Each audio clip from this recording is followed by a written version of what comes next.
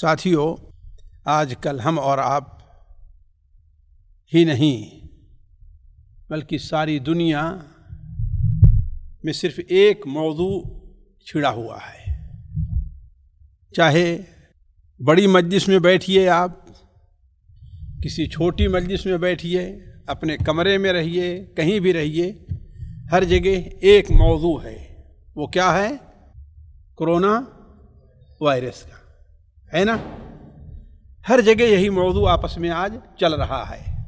سارے لوگ اسی کے بارے میں ان کی گفتگو ہو رہی ہے۔ اللہ تبارک و تعالی کی مصلحت دیکھیے کہ ساری دنیا کی حکومتیں آج کہنے کا مطلب کہ سائنس میں دنیا اتنی ترقی کر گئی ہے، اس کے باوجود کس قدر لاچار اور مجبور ہو گئی ہے اس ایک چھوٹی سی مخلوق کے سامنے۔ ایک چھوٹی سی، کتنی چھوٹی مخلوق ہے، آنکھوں سے دکھائی بھی نہیں دیتی ہے۔ جائے کہ اللہ تبارک و تعالیٰ آ کر اپنی بڑی بڑی مخلوقات کو ہمارے اوپر بھیج دے تو ہم کیا کریں گے؟ ہم کیا کر سکتے؟ اس سلسلے میں ساتھیوں، ایک مومن ہونے کی حیثیت سے ہمیں چند باتوں پر توجہ دینی چاہیے۔ ایک تو یہ کہ ہمیں یہ یقین ہونا چاہیے کہ اللہ تبارک و تعالی کا جو فیصلہ ہے اسے کوئی ٹال نہیں سکتا۔ اللہ کا جو فیصلہ ہو جائے اسے کوئی ٹال، اس کے سامنے کوئی بھی رکاوٹ نہیں بن سکتا ہے۔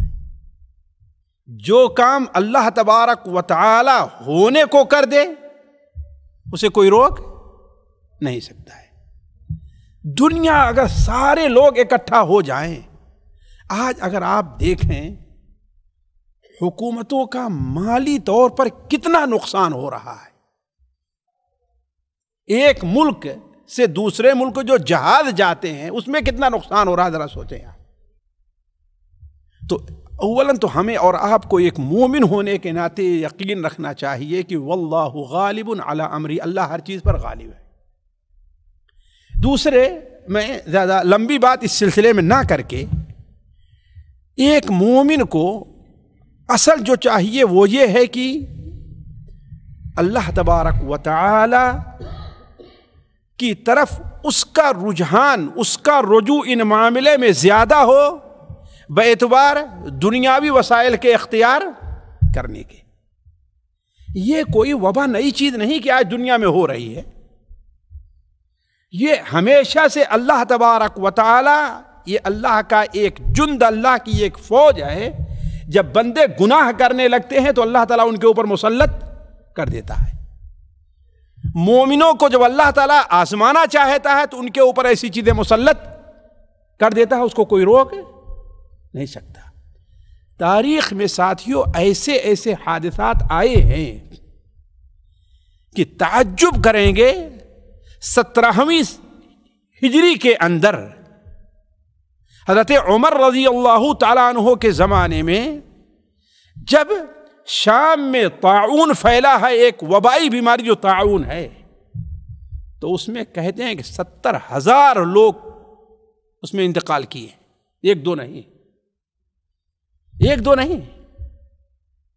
تو اصل چیز ہے ایسے موقع پر اللہ تبارک و تعالی کی طرف بندہ رجوع کرے، اسی میں اس کے لیے کامیابی ہے۔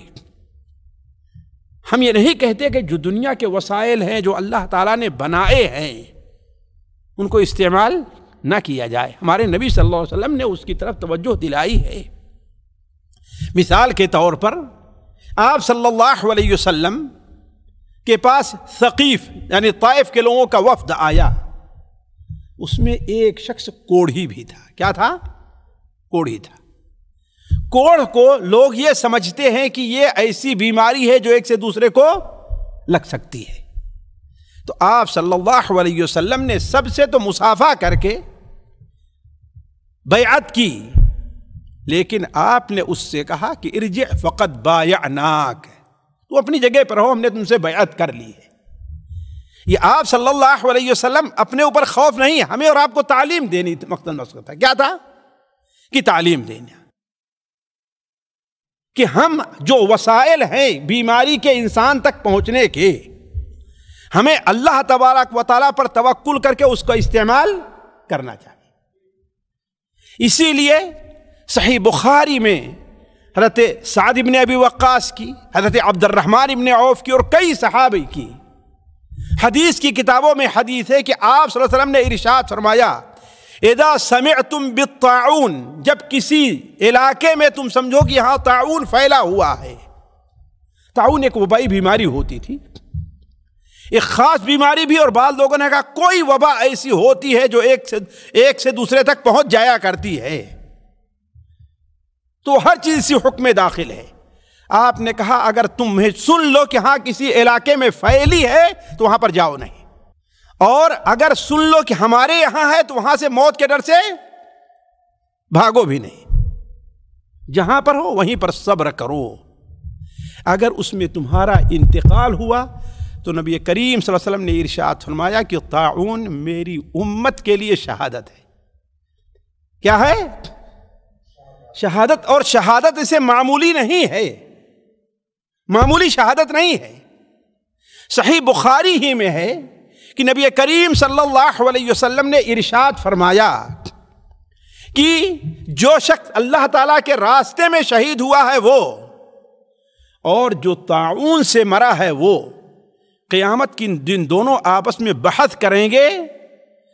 یہ جو طاعون سے مرے وہ کہیں گے ہم بھی تمہارے ساتھ ہوں گے. کہا جائے گا کیوں؟ ہم تو اللہ تعالیٰ کے راستے میں جہاد کرتے ہوئے شہید ہوئے، تو ہمارے راستے میں.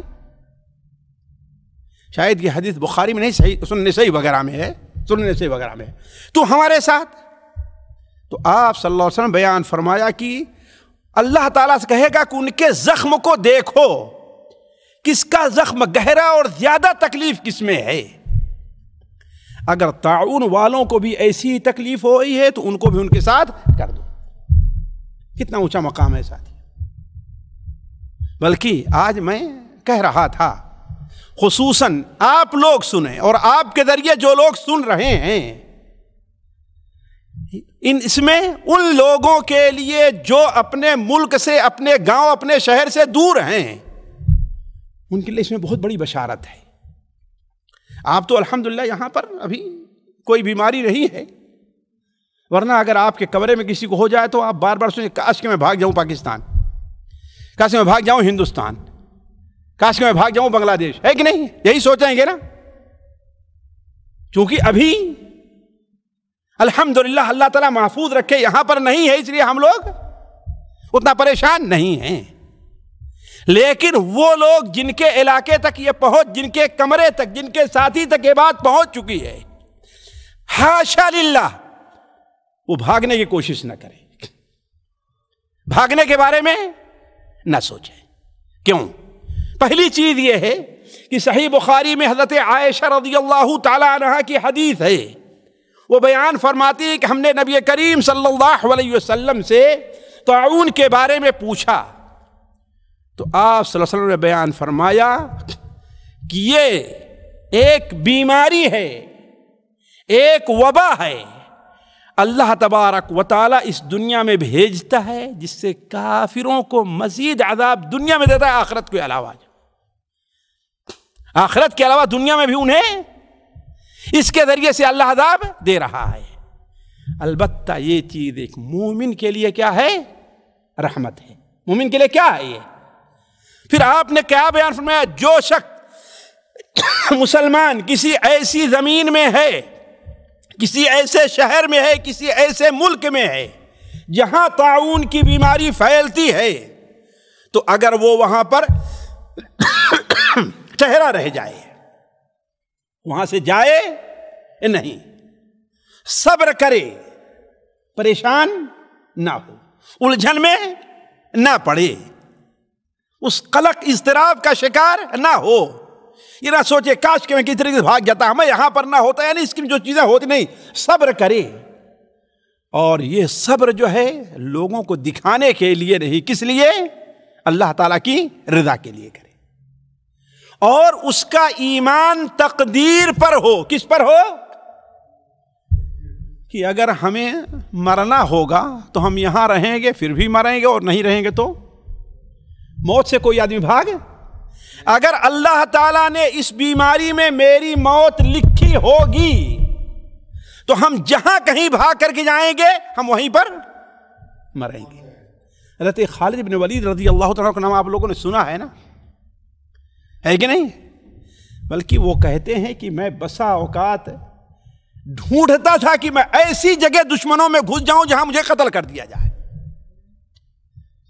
وہ کیا سوچے تھے کہ میں ڈھونڈتا تھا کہ ایسی جگہ پر میں گھس جاؤں دشمنوں کے لشکر میں جہاں مجھے قتل کر دیا جائے. لیکن قتل ہوئے، جی قتل ہوئے نہیں. جسم کا شاید ہی کوئی حصہ خالی ہو، شاید ہو کوئی حصہ ہو ان کا خالی رہا ہو جہاں ان کو زخم نہ آئے ہوں. تو اللہ تعالیٰ نے اگر موت نہیں لکھی ہے تو موت، لیکن اللہ تعالیٰ نے اگر موت لکھی ہے تو کہیں بھی انسان بھاگ کر کے جائے گا وہاں پر اس کو موت. سورہ بقرہ کے اندر دوسرے پارہ کے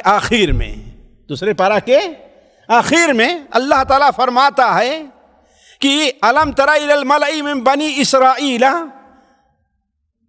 من بعد موسیٰ، نہیں، اس سے پہلے کیا ہے؟ خرجوا من دیارہم وہم الوف حذر الموت. بنو اسرائیل کے ان لوگوں کے بارے میں تم نے سنا جو ہزاروں میں تھے، ایک دو میں نہیں تھے، موت کے ڈر سے اپنا شہر چھوڑ کر کے بھاگے ہیں. ابھی تھوڑی ہی دور گئے تھے کہ سارے کے سارے مر گئے. حضرت عبداللہ ابن عباس مفسر قرآن کہتے ہیں کہ اس شہر میں طاعون کی بیماری پھیلی تھی. جب لوگ مرنے لگے تو ان لوگوں نے کیا کیا کہ شہر کو چھوڑ کر کے سارے کے سارے، اور ان کو جراثیم پہنچ گئی. تھوڑی ہی دور گئے تھے کہ سارے کے سارے ہزاروں میں تھے. تو اگر اس بیماری میں ہمیں مرنا ہوگا دنیا کی کوئی طاقت ہم کو روک نہیں سکتی ہے، اور اگر ہمیں زندہ رہنا ہوگا تو دنیا کوئی طاقت ہمیں مار. تو آپ سن کیا بیان فرمایا کہ صبر کرتے ہوئے ثواب کی نیت سے اس شہر میں ٹھہرا رہتا ہے، جاتا نہیں، اور اسے یہ یقین ہوتا ہے کہ یہ سب کچھ مرنا جینا اللہ تعالیٰ نے مقدر کر رکھا ہے. تو اگر وہ اپنے شہر میں باقی بھی رہتا ہے، اس کی موت نہ بھی ہو پھر بھی اللہ شہید کا مقام اسے دیتا ہے. اس کی موت نہ بھی ہو پھر بھی اللہ تعالیٰ اسے شہید کا مقام دے رہا ہے. تو ہم الجھن اور پریشانی کے شکار نہ ہوں. اگر کسی ایسے ملک میں ہے، کسی شہر میں ہے، کسی آبادی میں ہے جہاں یہ بیماری، یا اس کمرے میں ہے یا اس ساتھی کے ساتھ ہے جہاں یہ بیماری پھیل گئی. علماء کہتے ہیں کہ اولاً تو اللہ کے رسول صلی اللہ علیہ وسلم کیوں منع کیا ہے کہ نہ نکلو اس شہر سے؟ ایک تو یہ کہ گویا کہ تو اپنی موت سے بھاگتا ہے نا، اور موت اللہ نے لکھی ہوگی تو کہیں بھاگ کر کے جا. دوسرا ایک اجتماعی فائدہ بھی ہے کہ اگر اس شہر سے سب لوگ تو جا نہیں سکتے، وہی جائیں گے جن کے پاس پیسہ ہوگا، جن کے پاس استطاعت ہوگی، جو لوگ صحت مند ہوگے. اگر سب لوگ چلے جائیں گے بیماروں کا کیا ہوگا بیچاروں کا؟ ہے کہ نہیں؟ ان کی تیمارداری کون کرے گا؟ ان کا انتقال ہوگا تو انہیں دفن کون کرے گا؟ ہے کہ نہیں ہے؟ کس کے لیے چھوڑ کر کے جا رہے ہو تم؟ کتوں اور بلی اور سانپ جانوروں کے لیے کہ ان کے جسم کو، ان کی لاش کو جانور کھائیں؟ کس کے لیے چھوڑ کر کے جا رہے ہو؟ تو علی کل حال تو اولاً تو یہ کہ اگر کسی شہر میں، کسی ملک میں، کسی گاؤں میں اگر یہ بیماری پھیل جائے تو وہاں پر انہیں ٹھہرنا چاہیے. تو اگر یہاں پر کسی ملک میں ہم اپنا شہر، اپنا ملک، اپنا دیش، اپنا گاؤں چھوڑ کر کے رہ رہے ہیں تو ہمیں اس ڈر سے بھاگنا. دوسری چیز یہ ہے کہ میں آج سوچ رہا تھا، اور یہ نقطہ مجھے حافظ ابن حجر رحمہ اللہ کے فتح الباری سے ایک جگہ ملا ہے کہ ہم لوگ اجنبی ملک میں ہیں کہ نہیں ملک میں ہے کہ نہیں ہے. سب کو جو الجھن ہوگی، ارے بھائی یہاں مر جاؤں گا تو گھر والے ہمیں دیکھ نہیں پائیں گے، ہے نا، ہمارے جنازے میں بھی شریک نہیں ہو پائیں گے. یہی تو اسی لیے بہت سے لوگ کا جب انتقال ہوتا ہے تو کیا کہتے ہیں کہ ان کی لاش کہاں جانا چاہیے؟ پاکستان یا انڈیا بھیجواتے ہیں نا. یہ غلط طریقہ ہے، یہ صحیح طریقہ ہے نہیں ہے، اس لیے کہ وہاں جا کر کے کوئی اور کچھ مل جانے والا ہے۔ جی گھر والے جو ہے آپ کے قبر میں آپ کے ساتھ جائیں گے، جی کیا ملنے والا ہے؟ گھر والے کیا کریں گے؟ صرف چہرہ دیکھ لیں گے تو بس گھر والوں کو سکون مل جائے گا؟ بلکہ اگر نہ دیکھیں تو دل اور کوٹتا رہے گا، دعا کریں شاید اور دل لگا کر کے دعا کریں آپ کے لیے، ہے کہ نہیں؟ تو آپ صلی اللہ علیہ وسلم نے، میں یہ کہہ رہا تھا کہ نہیں سوچنا چاہیے، بلکہ اس کی فضیلت ہے اگر کوئی آدمی اپنے شہر سے دور کہیں جا کر کے مرتا ہے، تو کہیں جا کر کے اس کا انتقال ہوتا ہے تو اس کی بڑی فضیلت ہے۔ وہ کیا فضیلت ہے؟ صحیح بخاری میں ہے کہ ایک، صحیح مسلم میں، صحیح بخاری میں، صحیح مسلم میں ہے کہ ایک صحابی جو انصاری تھے، ان کا انتقال مدینہ منورہ میں ہوا، تو آپ نے فرمایا کاش کہ اس کا انتقال ایسی جگہ ہوتا جو اس کا شہر یا اس کی آبادی نہیں ہے، اور وہاں اسے دفن کیا جاتا۔ صحابہ نے کہا ہے اللہ کے رسول کیوں؟ آپ نے فرمایا جو شخص کسی غیر شہر میں، غیر ملک میں جا کر کے مرتا ہے تو اسے جنت میں اس کی جائے پیدائش سے لے کر کے جائے موت تک کی جگہ ناپی جائے گی،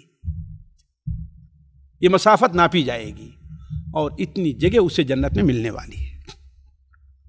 ذرا سوچیں یہ فضیلت کی چیز ہے کہ نہیں چیز ہے؟ اگر ہماری لاش کو ہندوستان یا پاکستان بھیجے گا تو ہمیں ملے گا کیا؟ کچھ ملے گا؟ کچھ نہیں ملنے والا، کہ وہاں سونے کے قبر میں رکھا جائے گا، یہاں مٹی کے قبر میں رکھا جائے گا؟ بتائیے، مٹی کا ہر جگہ ہے کہ نہیں ہے؟ ہماری لاش کو کھائے کون؟ تو ہمیں اور آپ کو جو دیار غیر میں ہیں یہ پریشان نہیں ہونا چاہیے، اس لیے کہ یہاں کے جو لوگ ہیں مثال کے طور پر وہ مرے، انہیں 1 اجر ملے گا، اور ہمیں کتنا اجر ملے گا؟ 2 اجر ملنے والا ہے۔ ایک تو طاعون کی بیماری، وبا کی بیماری میں جو موت ہوگی اس کا اجر ملے گا، اور دوسرا اجر کیا ملے قاری صاحب؟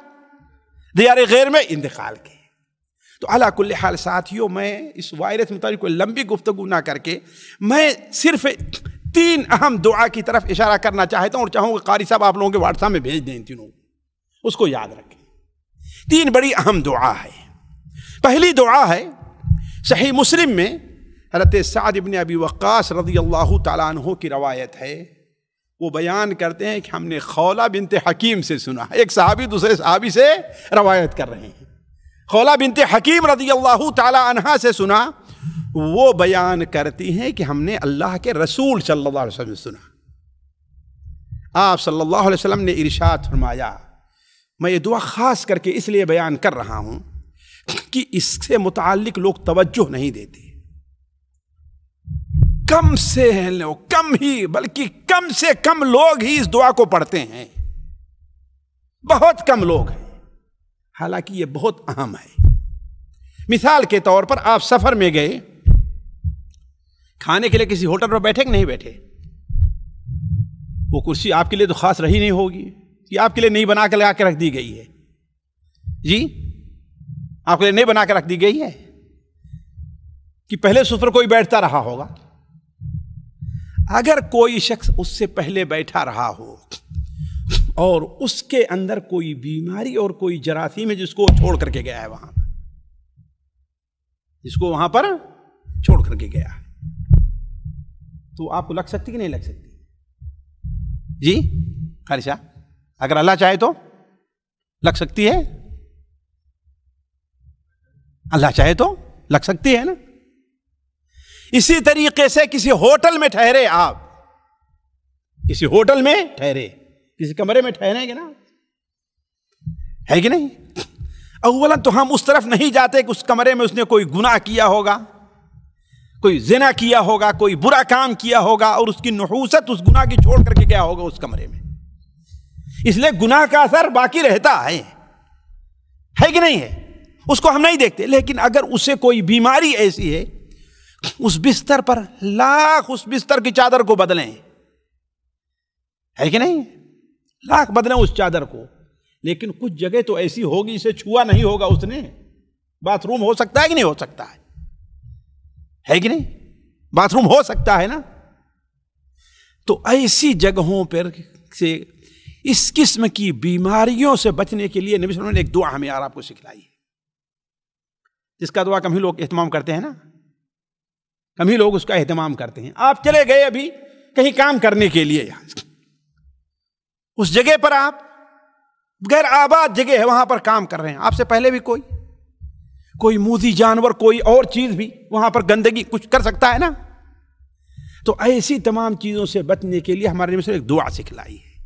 آپ صلی اللہ علیہ وسلم نے ارشاد فرمایا، من نزل منزلا، جو شخص کسی جگہ پر اترے، وہاں پر ٹھہرے، وہاں بیٹھے، ثم قال، پھر کہے، اعوذ بکلمات اللہ التامات من شر ما خلق، بس اتنی چھوٹی سی دعا ہے، اعوذ بکلمات اللہ التامات من شر ما خلق لم يضره شيء حتى يرتحل من منزله ذلك۔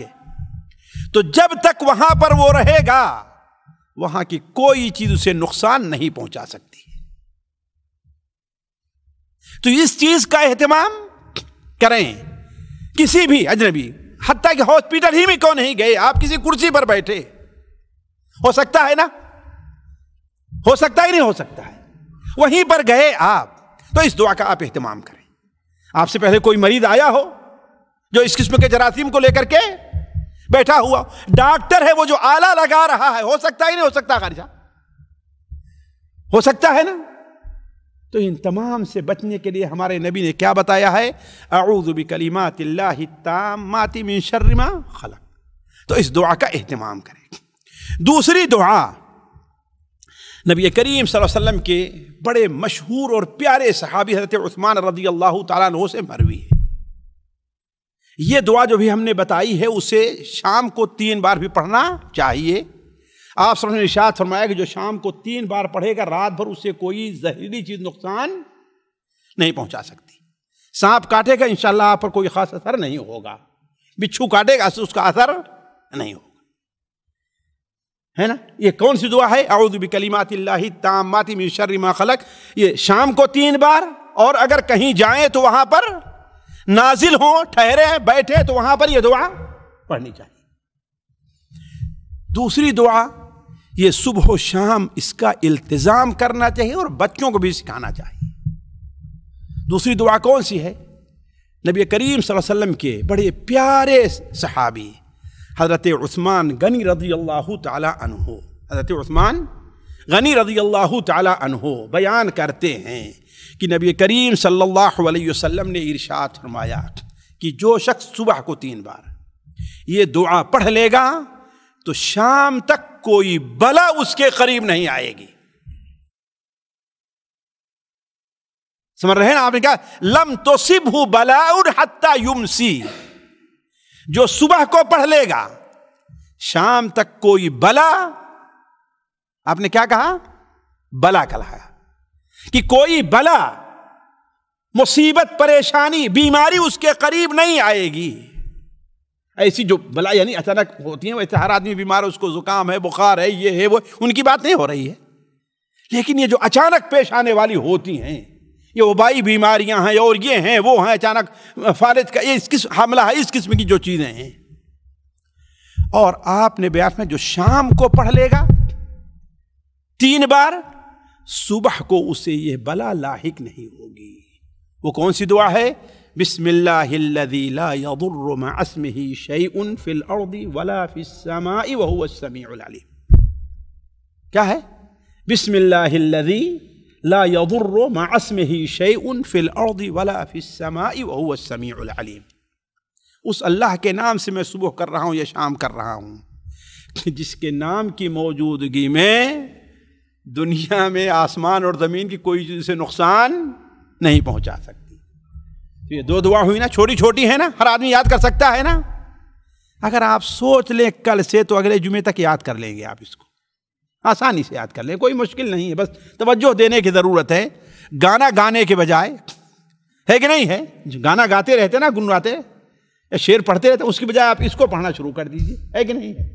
اور گانا سننے کے بجائے کان میں، اب تو عجیب کانوں میں لگائے ہوئے ہیں اور کام کر رہے ہیں، عجیب لوگوں کو سوار ہیں، راستے میں چل رہے ہیں، مرد تو مرد عورتیں بھی راستے میں چل رہی اور موبائل سے، مجھے ڈر لگتا ہے کہیں ٹھوکر کھا گر نہ جائیں. یہ سب اگر یہی سننا شروع کر دیں، دیکھیے کتنا آسان ہو جائے. آسان. اور تیسری دعا بڑی آسان ہے، بہت آسان ہے، چھوٹی سی ہے، چند کلمات اس میں. سنن ابو داؤد میں حضرت انس بن مالک رضی اللہ تعالی عنہ کی روایت ہے، نبی کریم صلی اللہ علیہ وسلم یہ دعا پڑھا کرتے تھے. جب آپ پڑھتے تھے تو ہم تو اس کے زیادہ محتاج ہیں نا، کہ آپ ہم سے زیادہ محتاج تھے. کون زیادہ محتاج ہے؟ ہم محتاج ہیں کہ نبی صلی اللہ علیہ وسلم محتاج تھے؟ ہم محتاج ہیں نا. وہ دعا کیا ہے؟ بڑی پیاری دعا ہے. اللہم انی اعوذ بک من البرص والجنون والجذام ومن سیئ الاسقام. 4 کلمہ ہے بس. اللہم انی اعوذ بک من البرص، اے اللہ تعالی برس کی بیماری مجھے لاحق ہو، اس سے میں تیری پناہ چاہتا ہوں. جنون پاگل پنی کی بیماری ہمیں لاحق ہو، اس سے میں تیری پناہ چاہتا ہوں. جذام کوڑ کی بیماری ہمیں لاحق ہو، اس سے میں تیری پناہ میں آنا چاہتا ہوں. اور ہر بری بیماری سے، آپ نے کیا فرمایا؟ ہر بری بیماری سے میں تیری پناہ میں آنا چاہتا ہوں. تو یہ وائرس جو چلا ہے برا ہے کہ اچھا ہے؟ جی اچھا ہے، اچھا ہے. اللہ نہ کرے کہ تمہیں لگ جائے بھائی، ہے کہ نہیں؟ ہے نا بری بیماری. تو کیا بیان فرمایا؟ وَمِن سَيِّئِ الْأَسْقَامِ، اور ہر قسم کی جو بری بیماری ہوتی ہے اس سے میں تیری پناہ چاہتا ہوں. تو یہ 3 دعائیں ہیں آج کے درس کی. آج کے درس کی 3 دعائیں ہیں. ان کا آپ لوگ اہتمام کر لیں. جو لکھنا جانتے ہیں، پڑھنا جانتے ہیں، وہ لکھ لیں، اور قاری صاحب کو اپنا نمبر دے دیں، قاری صاحب اسے بھیج دیں گے. پہلی دعا کیا ہے؟ اعوذ بکلمات اللہ التامات من شر ما خلق. یہ کب پڑھی جائے گی؟ شام کو 3 بار. کب؟ شام کو 3 بار. اور کہیں پر جا رہے ہیں، راستے میں استنجا کرنے ہی کے لیے کیوں نہ رکے. آپ جا رہے ہیں، ظاہر بات کسی پیٹرول پمپ پہ رکے کہ نہیں رکے استنجا کرنے کے لیے؟ ظاہر بات آپ کے لیے خاص تو بنا نہیں ہوگا وہ، کہ آپ کے لیے خاص بنا کر رکھ دیا گیا استنجا خانہ. اس سے پہلے کوئی گیا رہا ہوگا نا، اس کو بیماری ہو سکتی نہیں ہو سکتی ہے. ویسے راستے کے چیزیں بدبو کرتی رہتی ہیں، ہے کہ نہیں؟ تو ایسے موقع پر جہاں کہیں بھی رکیں، ہوٹل میں ٹھہرے بیٹھیں، آپ کسی چائے پینے کے لیے بیٹھے، وہاں پر آپ کیا پڑھیں؟ اعوذ بکلمات اللہ التامات من شر ما خلق. یہ پہلی دعا ہو گئی. دوسری کیا ہے؟ کب پڑھیں گے اس کو؟ 3 بار صبح کو اور 3 بار شام کو. 3 بار صبح کو، 3 بار شام کو. وہ کیا ہے؟ بسم اللہ الذی لا یضر مع اسمہ شیء فی الارض ولا فی السماء وهو السمیع العلیم. بسم اللہ الذی لا یضر مع اسمہ شیء فی الارض ولا فی السماء وهو السمیع العلیم. اور تیسری دعا وقت کے ساتھ خاص نہیں ہے. آپ نماز پڑھے بیٹھے، تشہد میں ہے، سلام پھیرنے سے پہلے آپ یہ دعا پڑھ لیں. آپ یہ دعا پڑھ لیں. صبح کو آپ پڑھ لیں، شام کو پڑھ لیں. وہ کیا ہے؟ اللہم انی اعوذ بک من البرص والجنون والجذام ومن سیئ الاسقام. اپنی زبان میں، اے اللہ تعالی مجھے برس لاحق ہو، اس سے میں تیری پناہ چاہتا ہوں. مجھے کوڑ کی بیماری لاحق ہو، اس میں تیری پناہ چاہتا ہوں. اے اللہ تعالی مجھے جنون اور پاگل پنی کی بیماری لاحق ہو، میں اس سے تیری پناہ میں آتا ہوں. اور اے اللہ تعالی ہر بری بیماری سے، اے اللہ تعالی ہر بری بیماری سے میں تیری پناہ میں آتا ہوں. اس دعا کو پڑھ لیں. اللہ تعالی ہر مسلمان کو ہر قسم کی بری بیماریوں سے، پریشان کرنے والی بیماریوں سے اللہ تعالیٰ ان کی حفاظت فرمائے. یہ جو بیماری آج لوگوں پر مسلط ہے، اللہ تبارک و تعالیٰ اسے دور کرے. اللہ تبارک و تعالیٰ جس طریقے سے لوگ اس سے پریشان ہیں، حکومتیں پریشان ہیں، اس کا علاج کس کے پاس ہے؟ صرف اللہ تبارک و تعالیٰ کے پاس ہے. اسی نے بیماری دی ہے اور وہی اس بیماری کو روک سکتا ہے. لہذا اس بیماری سے بچنے کے لیے اللہ کی طرف رجوع بھی کرنا چاہیے. اللہ تعالیٰ اس سے ہم سب کو محفوظ رکھے. سبحانک اللہم و بحمدک اشہد ان لا الہ الا انت استغفرک و اتوب الیک. سامعین کرام، ہمارے علمی اور عوامی دروس اور سوال و جواب کی مجلسوں سے آپ خود بھی مستفید ہوں اور اپنے دوست و احباب کے ساتھ بھی شیئر کریں. عین ممکن ہے کہ آپ کے شیئر سے کسی کی اصلاح اور آپ کے لیے صدقہ جاریہ بن جائے.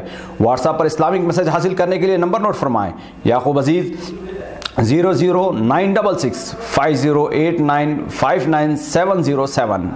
واٹس ایپ سوال جو آپ گروپ میں ایڈ ہونے کے لیے نمبر نوٹ فرمائیں: عبدالسلام عمری 00966 502627 622. نمبر بھیجتے ہوئے نام اور پتہ ضرور لکھیں. اسی طرح ہمارے یوٹیوب چینل اسلامی دعویٰ کو ضرور سبسکرائب کریں تاکہ ہماری ہر نئی اور اہم ویڈیو کی اطلاع آپ کو فوری حاصل ہو جائے. تمام دروس، مقالات اور سوال و جواب سیریز کے لیے ہماری مشہور ویب سائٹ www.islamidawah.com کا مشاہدہ کرتے رہیں. السلام علیکم ورحمۃ اللہ وبرکاتہ.